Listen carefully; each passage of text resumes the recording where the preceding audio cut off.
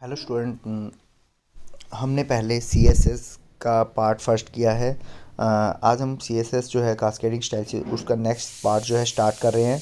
तो सबसे पहले इसके अंदर हम पढ़ेंगे सी एस एस सिंटेक्स क्या होता है। देखिए, तो कह रहे हैं C S S comprises of style rules that are interpreted by the browser and then applied to the corresponding elements in your documents.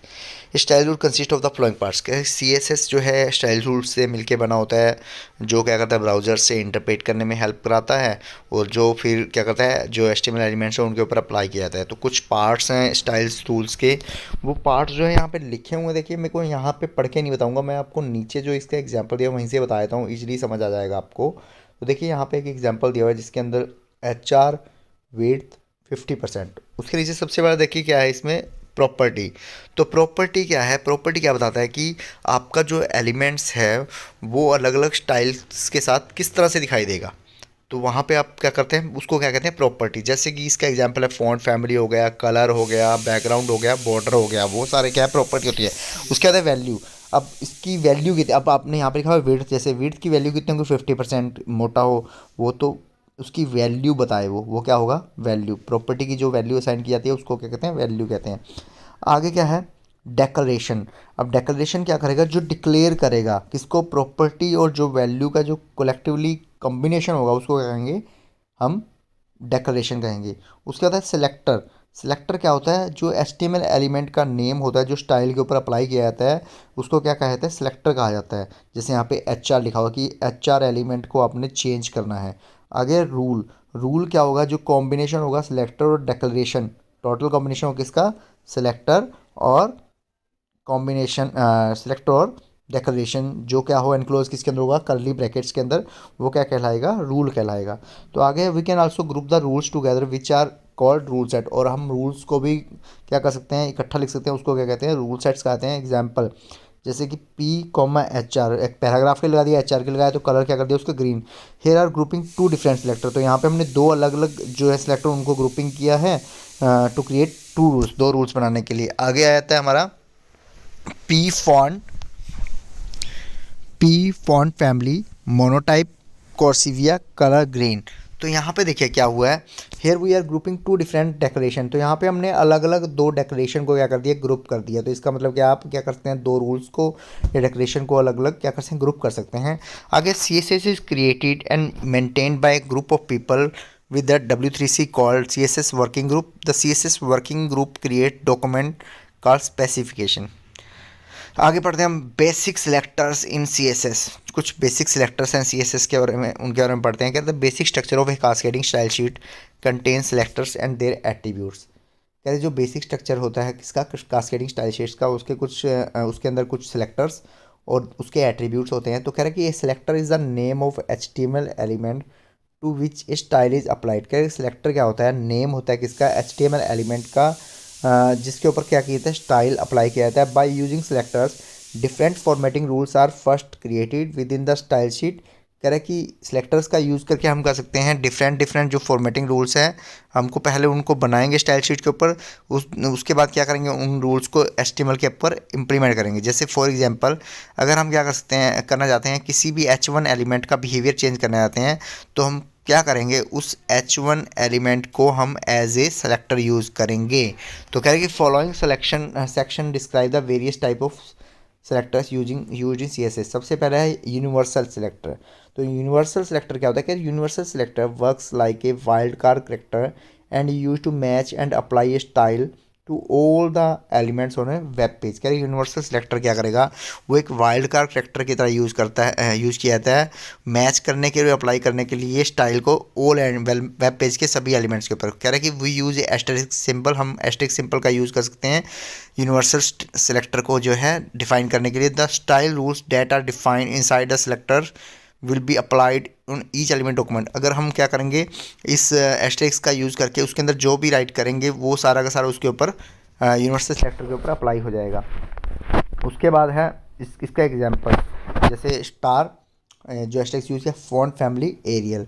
कह रहे using the universal selector the type face Arial will be apply to the text of the whole document. तो सारे document का जो text है उसके ऊपर कौन सा फेस लग गया, एरियल। जैसे कि नीचे एक एग्जांपल दिया हुआ है, HTML head title universal selector, title बंद, स्टाइल टाइप क्या दे दिया, टेक्स्ट CSS। उसके बाद इन्होंने स्टार यूज़ किया जो एस्ट्रिक्स है। उसके बाद कलर ग्रीन, फ़ॉन्ट साइज 20। तो उसके बाद क्या होगा, जो भी आप राइट करेंगे उसके ऊपर कलर ग्रीन ही लग जाएगा और उसका फ़ॉन्ट साइज 20x लग जाएगा। तो यहाँ पे देखिए आपने अगर H1 और P लिया तो उसका कलर ग्रीन आ गया और उसका फ़ॉन्ट क्या आ गया, 20 पिक्सल्स आ गया है। तो कह रहे कि उसके बाद है यूजिंग टाइप सेलेक्टर। तो टाइप सेलेक्टर क्या होता है उसको पढ़ते हैं। टाइप सेलेक्टर और the element selector identify an element based on its type respected how that element is declared within the HTML document and then apply to the effect on the element. कह रहे कि type selector क्या करता है, mainly element selector और the इसको element selector भी कहते हैं, मेनली टाइप के ऊपर ही वर्क करता है। इसमें ये नहीं डिक्लेरेशन के ऊपर वर्क नहीं करता, टाइप किस तरह का वो उसका टाइप है। जैसे कि यहाँ पे एग्जांपल है H1, तो H1 font weight bold, font family Arial, colour red. तो जो अबव CSS रूल अप्लाई किया गया है H1 के ऊपर appears in the document so that the text enclose between the H1 and H1 text will be displayed as bold and the type face will be Arial. तो इसमें क्या होगा, जो भी H1 के अंदर राइट किया जाएगा उसका ही सब कुछ चेंज होगा, चाहे बोल्ड हो वो, चाहे एरियल हो, चाहे रेड कलर हो, क्योंकि हमने क्या किया उसको H1 के अंदर लगाया है, उसके ऊपर लगाया है। तो नीचे एग्जांपल पढ़ते हैं, देखिए टाइटल के बाद इसी style type text CSS H1 font weight bold, font family Arial, colour red. उसके बाद पी क्या किया, colour green, font size 20px। तो देखिए यहाँ पे H1 का ही जो कलर है वो जो है यहाँ पे टाइप सेलेक्टर यूज़ किया हुआ है हमने। तो उसके अलावा जो नीचे वाला जो एट्रीब्यूट है, देखिए यहाँ पे लिखा भी हुआ है attribute H1 are applied on heading और attributes of the paragraph are tag are applied here. तो दोनों का अलग अलग आएगा। उसके बाद पढ़ते हैं हम यूजिंग क्लास सेलेक्टर। तो तीसरा कौन सा है, class selector. A class selector lets you apply CSS style for group of HTML elements once the properties are defined. These properties can be applied to a different HTML elements of the same type with specific class. The class selector is defined by placing a dot symbol before a class name। क्या कह रहा है देखिए, again मैं read करता हूँ। A class selector lets you apply CSS styles for a group of HTML element. अगर आपने किसी भी ग्रुप ऑफ HTML एलिमेंट के ऊपर क्या करना है, इसको अप्लाई करना है, तो वहाँ पे आप इस CSS का यूज़ करेंगे। Once the properties are defined, एक बार इसकी प्रॉपर्टीज डिफाइन हो गई तो these properties can be apply to a different HTML elements of the same type with specific class. तो आप क्या कर सकते हैं, उन्हीं प्रॉपर्टीज़ को दूसरी जो इनके क्लासेस हैं सेम टाइप के, उनके ऊपर ही अप्लाई कर सकते हैं। The class selector is defined by place a dot. और क्लास सेलेक्टर को डिफाइन करने के लिए हमें एक डॉट का यूज़ करना पड़ता है। इसका एग्जांपल देखिए क्लास सेलेक्टर के अंदर क्या है, देखिए HTML head title grouping elements with class selector title close, then style type उसका टेक्स्ट CSS। उसके बाद इसको डॉट से स्टार्ट किया, देखिए माई क्लास डॉट से क्लास सेलेक्टर है। देन कलर दे दिया रेड, उसको क्लोज कर दिया। ये यहाँ पे क्या यूज़ कर लिया इसने, क्लास सेलेक्टर। उसके बाद स्टाइल क्लोज कर दिया, हेड सेक्शन को क्लोज किया, बॉडी स्टार्ट की। बॉडी के अंदर जो भी राइट किया इन्होंने, सबसे पहले देखिए class selector is refer through class attribute. वहाँ पे ऊपर क्या क्लास ली गई, माई अंडरस्कोर क्लास, उसी को इसने यहाँ पे रेफर कर दिया H1 क्लास के अंदर। और सेकंड उसी तरह से इसने रेफर कर दिया P क्लास के अंदर। तो दोनों में रेफर्ड हो गया, तो उसको रेफर करने के बाद उसका कलर क्या आ जाएगा, सेम आ जाएगा। जो भी उसके अंदर मतलब कि कलर लगाया या कुछ भी एट्रीब्यूट यूज़ किया है वो सारे के ऊपर उसके ऊपर अप्लाई जाएगा। तो इसको रेफर करेंगे हम क्लास के द्वारा करेंगे। अब उसके बाद है यूजिंग ID सेलेक्टर। तो नेक्स्ट जो हमारा सेलेक्टर हुआ है ID सेलेक्टर। करेंगे in CSS properties can be applied to individual elements using an ID selector. कह रहे कि अगर आपको प्रॉपर्टीज़ में अप्लाई करनी है तो उसके लिए आपको ID सेलेक्टर का यूज़ करना पड़ेगा। The difference between an ID selector and a class selector is that an ID selector can be use to identify one element with specific ID। कह रहे कि डिफरेंस क्या है ID सेलेक्टर और class selector के अंदर, कि ID सेलेक्टर के अंदर तो हम ID selector can be use to identify one element with specific ID। ID selector जो है वो मेनली एक ही एलिमेंट को आइडेंटिफाई करने के लिए यूज़ किया जाता है, whereas class selector can be used to select the HTML element that has a class attribute। और जो क्लास सेलेक्टर है उसका मेनली यूज़ किया जाता है HTML एलिमेंट को क्लास एट्रीब्यूट के द्वारा। तो ID सेलेक्टर को है मेनली हैश सिंबल के द्वारा ही यूज़ कर सकते हैं।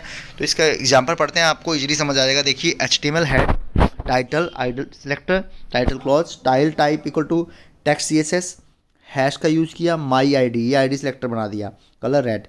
उसके बाद इसको बंद कर दिया, फिर से एक ID सेलेक्टर बनाया हैश माई फॉन्ट ID, ये एक और आईडी सेलेक्टर बना दिया, फॉन्ट स्टाइल का ऑब्लिक, उसका style head close, body start, body के अंदर देखिए H1 ID equal to my underscore ID और दूसरी में my underscore font underscore ID।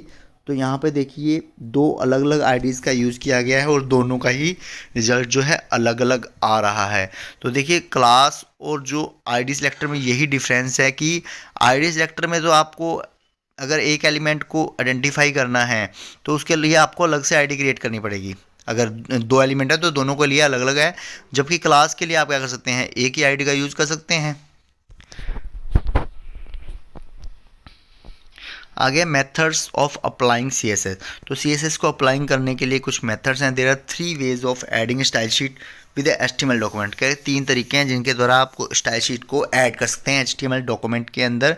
तो वो कौन कौन से वेज हैं? सबसे पहला इनलाइन यूजिंग स्टाइल एट्रीब्यूट। कह रहे कि in this method style decoration is defined with each element of HTML। कह रहे कि इस मेथड के अंदर क्या करेंगे, स्टाइल डेकोरेशन जो है उसको आप हर एक एलिमेंट्स के साथ क्या करेंगे, डिफाइन करेंगे HTML के। By using this method the decoration is to be repeated every time even if the same effect is to be used by some other element in a document. The style is applied only to the specific tag with which the declaration is defined and not to all the similar tags. कह रहे कि इस method का use करके आपको decoration को बार बार repeat करना पड़ेगा, चाहे आपने ऊपर यूज़ कर लिए चाहे नहीं की, सेम इफेक्ट को बार बार यूज़ करना पड़ेगा डॉक्यूमेंट के लिए। और जो स्टाइल अप्लाइड करेंगे आप किसी स्पेसिफिक टैग के लिए तो which the decoration defined and not, चाहे वो डिफाइन की गई हो चाहे नहीं की हो सिमिलर टैग्स के लिए। आगे the style attribute can be use with any element in the body section including the body tag itself. कह रहे कि आप स्टाइल एट्रीब्यूट को किसी पूरे एलिमेंट के अंदर कहीं भी यूज़ कर सकते हैं, चाहे बॉडी सेक्शन क्यों ना, उस बॉडी टैग के साथ भी यूज़ कर सकते हैं। Inline style decoration are enclose in double quotes. कह रहे कि जो इनलाइन जो स्टाइल डेकोरेशन है वो डबल कोट से स्टार्ट होती है, एनक्लोज होती है डबल कोट के अंदर। We can handle any number of decoration separating each one by semicolon. कह रहे कि आप कितने नंबर ऑफ डेकोरेशन लगा सकते हैं इसके अंदर, उनको सेमी कोलन से ही आप अलग कर सकते हैं। Inline styles are used if a unique styles need to be specified to an element. कह रहे कि इनलाइन स्टाइल्स यूज़ की जाती हैं यूनिक स्टाइल्स के लिए। This style is not suitable for formatting an entire web page और website. और ये मेनली क्या है, इसकी एक लिमिटेशन है कि पूरे वेब पेज के लिए इसका यूज़ नहीं किया जाता। सिंटेक्स है element name style equal to में डेकोरेशन। इसका एग्जांपल पढ़ते हैं हम नीचे। HTML head title using inline styles, title close head close body start paragraph. We are using inline styles here. HR tag HR style. अब देखिए यहाँ पे HR के साथ क्या यूज़ कर लिया, स्टाइल का इनलाइन स्टाइल का यूज़ किया। उसकी विड्थ 50% सेमीकोलन से अलग कर दिया, हाइट 50% सेमीकोलन से अलग किया, बैकग्राउंड कलर क्या है ब्लू, और फिर इसको क्लोज कर दिया। और कह रहे कि simple HR tag without style attribute. HR को यहाँ नीचे यहाँ पे देखिए क्लोज, इसने सिंपल HR टैग लगा दिया, सिंपल एक और लाइन लगाने के लिए। पैराग्राफ को क्या कर दिया, इसने क्लोज कर दिया। तो देखिए नीचे क्या आ गया, यहाँ पे एक क्या हुआ, इनलाइन स्टाइल अप्लाइड हो गई किसके ऊपर, HR एलिमेंट के ऊपर। और नीचे एक और HR है जो बाय डिफ़ॉल्ट आ गई है, जिसके ऊपर हमने क्या किया नहीं किया हुआ, हमने कोई भी स्टाइल अप्लाई नहीं किया हुआ। आगे इंटरनल और एम्बेडेड स्टाइल शीट। अब देखिए इंटरनल और एम्बेडेड स्टाइल शीट क्या होती है। This style has a broader scope than the inline style sheet as the effects applied in the inline style sheets are limited to the element with which the style declaration has been specified, whereas internal style sheets are useful if you want to apply similar formatting for all the tags of the same type on a web page। कह रहे कि ये जो style sheet है वो broader scope होता है, क्योंकि इनलाइन स्टाइल शीट में तो अगर आपने एक पे जो अप्लाई किया वो दूसरे पे अप्लाई नहीं कर सकता, दूसरे पे करने के लिए आपको क्या करना पड़ेगा, फिर से आपको स्टाइल लगाना पड़ेगा। जबकि इंटरनल या एम्बेडेड में क्या होगा, आप ने जो एक टैग पे अप्लाई किया उसको आप पूरे के पूरे सेम टाइप के वेब पेज में सभी टैग्स पे अप्लाई कर सकते हैं। टू क्रिएट एन एम्बेडेड और internal style sheet we make use of style tag. इसके लिए हम क्या करेंगे, स्टाइल टैग का यूज़ करेंगे हेड सेक्शन के अंदर। As there are several type of sheet technology so we must use type. उसका कह रहे कि बहुत सारी टाइप होते हैं, तो हम यहाँ पे टाइप यूज़ करेंगे text CSS attribute with the style attribute के साथ। तो देखिए कैसे करेंगे, इसका सिंटैक्स है head style type equal to में टेक्स्ट CSS, उसके बाद डेकोरेशन कर देंगे, चाहे एक हो दो हो या कितनी भी हो। उसके बाद स्टाइल को क्लोज कर दिया, हेड को क्लोज कर दिया। अब इसका एग्जांपल दिया हुआ देखिए, एग्जांपल में देखिए सीधा हम स्टाइल से आते हैं, स्टाइल टाइप इक्वल टू में CSS। उसके बाद हमने जो भी अप्लाई करना है, चाहे टेबल TD और TL सबका इसने बॉर्डर स्टाइल दे दिया सॉलिड, बॉर्डर विड्थ दे दी 4, बॉर्डर कलर दे दिया ग्रीन और बॉर्डर कोलैप्स दे दिया कोलैप्स। ठीक है, उसके बाद स्टाइल को क्लोज कर दिया। उसके बाद हमने जो भी नीचे टेबल बनाई है HTML के अंदर, उसके ऊपर सारे के ऊपर क्या हो गया, ये स्टाइल, चाहे जितनी भी हम टेबल बनाएंगे उन सब के ऊपर स्टाइल क्या है, सेम स्टाइल जो है अप्लाई हो गया। जैसे 2 टेबल बना रखे हैं इन्होंने अलग अलग, दोनों के ऊपर सेम स्टाइल में जो ऊपर लगाया है वो अप्लाई हो चुका है। ठीक है, उसके बाद आ जाते हैं one important thing which need to be an consider while using the embedded style sheet is that the older browser might not be able to interpret the style sheet code and display it on the screen. To avoid this situation, we should keep the style sheet code in comments. CSS compatible browser will still interpret it and non-compatible browser will safely bypass this code. कह रहे कि एक main important thing क्या है कि अगर हम कोई भी पुराना ब्राउज़र यूज़ कर रहे हैं एम्बेडेड स्टाइल शीट के लिए, तो वहाँ पे क्या होगा, वो इसको जो है पूरे कोड को ही दिखा देगा आपका जो यूज़ किया हुआ है। तो इसको स्क्रीन के ऊपर इसको दूर करने के लिए हम क्या करेंगे, कमेंट सेक्शंस का यूज़ कर लेंगे। नीचे बताया हुआ है, ये पढ़ लेना अच्छे से कि कैसे यूज़ करेंगे, तो ये प्रॉब्लम नहीं आएगी फिर आपको पुराने ब्राउज़र का यूज़ करते रहें। ये देखिए इसमें एग्जांपल दिया हुआ है किस तरह से करना है कमेंट सेक्शन का यूज़। कमेंट का टैग लगा के उसके अंदर इसको यूज़ कर लेंगे तो ये प्रॉब्लम सॉल्व हो जाएगी आपकी। आगे एक्सटर्नल स्टाइल शीट। तो एक्सटर्नल स्टाइल शीट क्या होती है कि it is the most powerful and flexible method commonly used by web professionals nowadays to define the layout for the web pages. When you need to apply a style sheet to multiple pages, it is often recommended to create an external style sheet and link it to the various web pages. कह रहे हैं कि ये most powerful है, flexible method है, commonly web professional इसको use करते हैं अच्छी लेआउट के लिए और अप्लाई करते हैं किसके ऊपर, मल्टीपल पेजेस जहाँ पे आपने क्रिएट करने हैं वहाँ पे इन स्टाइल शीट का यूज़ किया जाता है। And external sheets method incorporates 2 files. One file contains the style code only and the other file contains the HTML code. कह रहे कि एक्सटर्नल स्टाइल शीट के अंदर क्या होता है, 2 पार्ट होते हैं। एक पार्ट के अंदर तो हम यूज़ करते हैं HTML कोड का और दूसरे पार्ट के अंदर स्टाइल कोड होता है। The file which contain the style code is saved with the extension .css। जिस फाइल के अंदर तो स्टाइल शीट होती है, स्टाइल कोड होता है, उसके अंदर उसकी जो एक्सटेंशन होती है वो होती है .css। और जो HTML फाइल जिसके अंदर लिंक होगी उसका जो HTML file is linked with this CSS file using either the link element और इम्पोर्ट स्टेटमेंट। करें जो HTML फाइल है वो इसके साथ लिंक होगी किसके द्वारा, या तो लिंक एलिमेंट के द्वारा या इम्पोर्ट स्टेटमेंट के द्वारा। कह रहे कि with the external style sheet you can define a standard style sheet for your entire website. कह रहे कि एक्सटर्नल स्टाइल शीट में हम क्या करेंगे, you can define a standard style sheet पूरे डॉक्यूमेंट के लिए, पूरी वेबसाइट के लिए इसका यूज़ करेंगे। When you make changes in an external style sheet, कह रहे कि जब भी आप किसी एक्सटर्नल स्टाइल शीट के अंदर चेंज करते हैं तो ऑटोमेटिकली जो कास्केड है वो होल वेबसाइट को एक ही जगह पे चेंज कर देगा। Each page includes a reference to external style sheet inside the link element in head section of the HTML document. कह रहे कि पूरा का पूरा जो पेज होगा या वेब पेज होगा वो क्या होगा, एक्सटर्नल स्टाइल शीट के साथ लिंक होगा किसके थ्रू, हेड सेक्शन में हम एक लिंक लगाएंगे उसके थ्रू। तो टू यूज़ मेथड, इसके लिए हम क्या करेंगे, ओपन नोटपैड और create an external style sheet by using CSS rule. तो उसके लिए हम स्टाइल शीट बनाएंगे तो CSS का यूज़ करके। तो देखिए यहाँ पे एक्सटर्नल स्टाइल शीट का इसने बनाया हुआ है H1 फॉन्ट फैमिली, कुछ लिखा हुआ है H2 बॉडी। इस फाइल को सेव कर लेंगे .css के नाम से, सेव कर लिया। कह रहे कि नाउ नोटपैड के अंदर क्या होगी, फाइल क्रिएट होगी, कौन सी, create a new file by clicking on new option पे क्लिक करेंगे।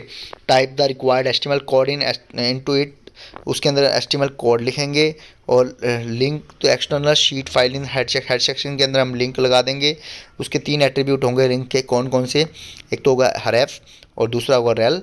रेल में हम क्या करेंगे, इसकी वैल्यू देंगे स्टाइल शीट और उसका टाइप देंगे टेक्स्ट CSS। ये सब एग्जाम्पल आएगा आगे, उसमें आपको इजीली समझ आ जाएगा।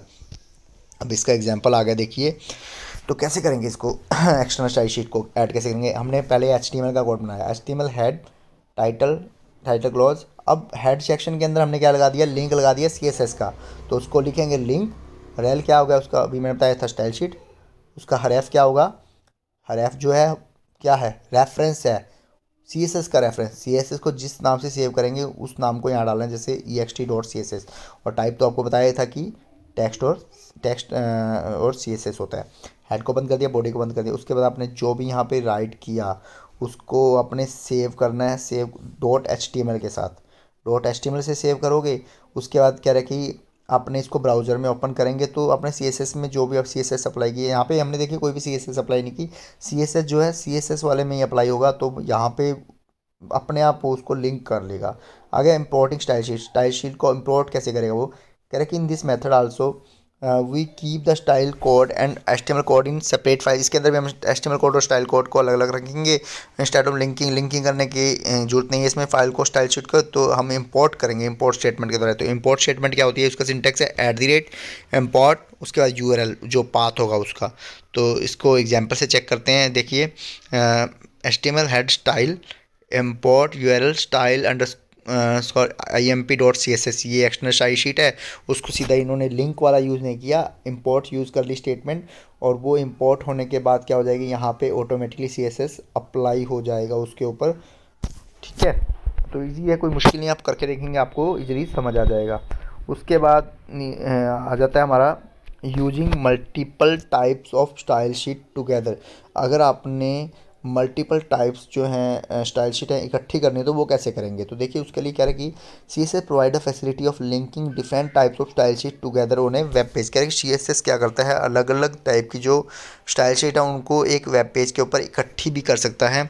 We have learned about 3 different types of style sheets which can be use implement various kinds of style specification in HTML। हमने मेनली 3 तरह की पढ़ी हैं अभी।